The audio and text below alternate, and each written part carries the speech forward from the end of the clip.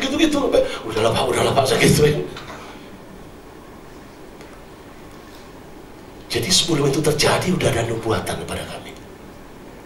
Kau akan ditinggalkan oleh orang-orang. Kau bergumul tentang ini. Kalau itu terjadi, stay in your boat because I am Jesus.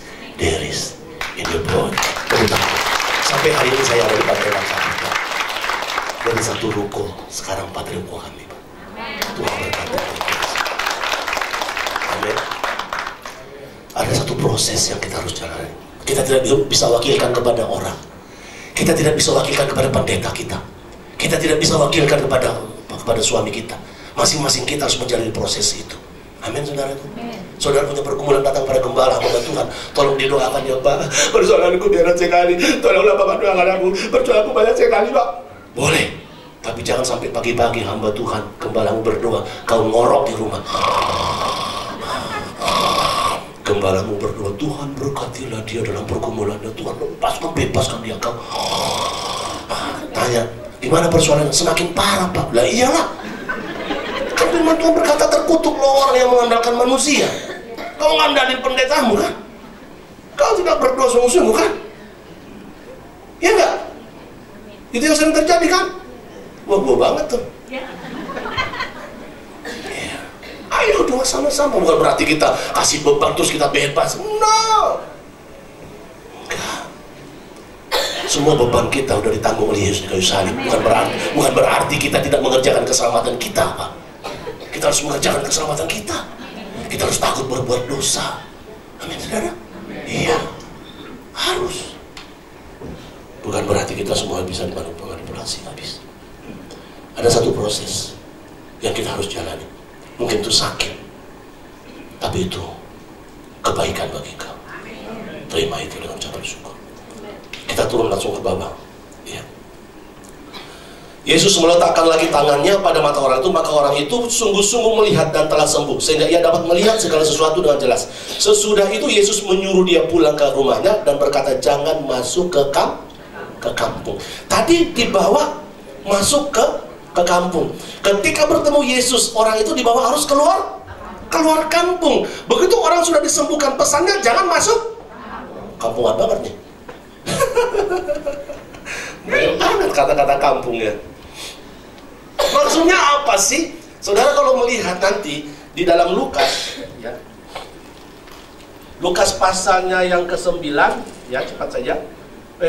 Lukas pasalnya yang ke-10, Yesus mengutus 70 murid untuk melayani ya di sekitar Kapernaum, Galilea, Dekapolis di situ. Ya. Ketika mereka pergi dipesankan nggak usah bawa ini ya, nggak usah bawa uang, bekal juga nggak usah, cukupan aja. Kalau ada orang yang undang masuk makan dan pindah-pindah rumah. Katakan salam kepada orang-orang. Kalau ada yang sambut, salam akan turun. Tapi kalau enggak, kebaskanlah kakimu supaya kecelakaan ya, kegemparan sumber dan kuat terjadi atas tempat itu. Nah ternyata ada 3 kota saudara yang tidak menerima murid-murid ini. Tidak menerima murid berarti tidak menerima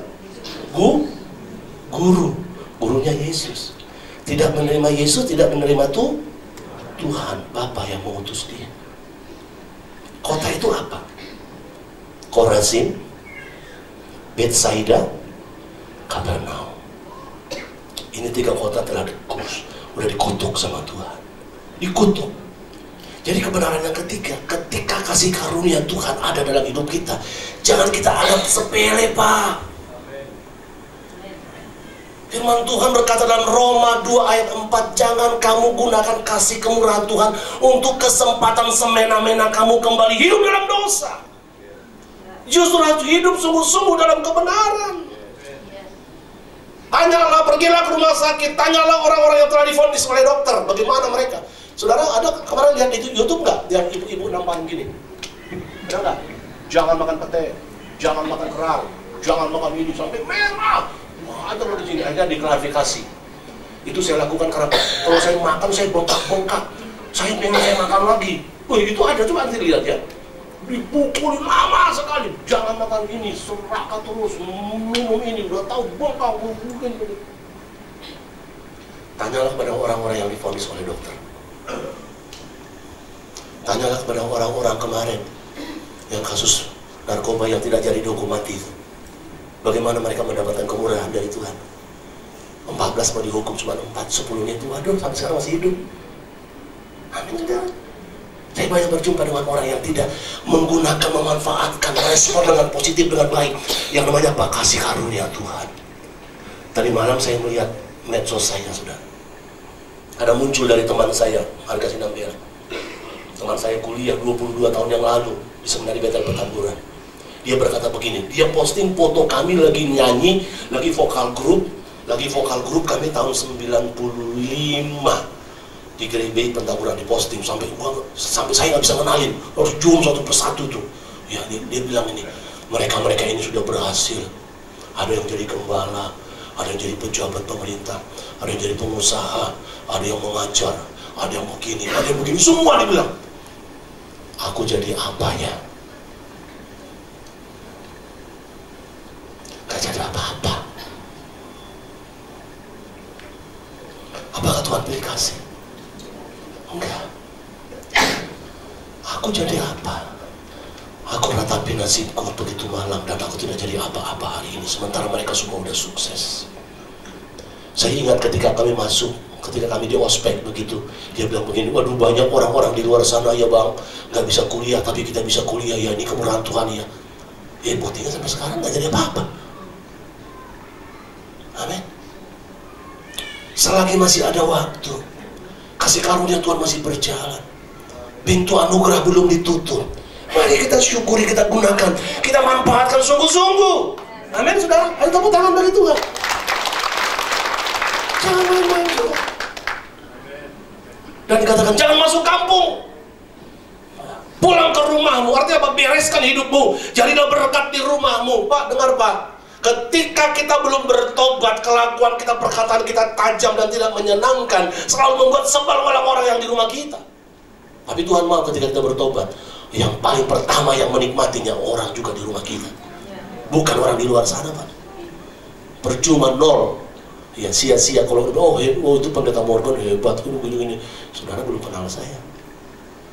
Ketemu cuma 40 menit di sini, 1 jam 2 jam. Ya. Saudara yang terkasih nama Tuhan Yesus, keluarga kita itu penting bagi Tuhan. Penting banget keluarga kita itu. Saya akan tutup dengan kesaksian ini.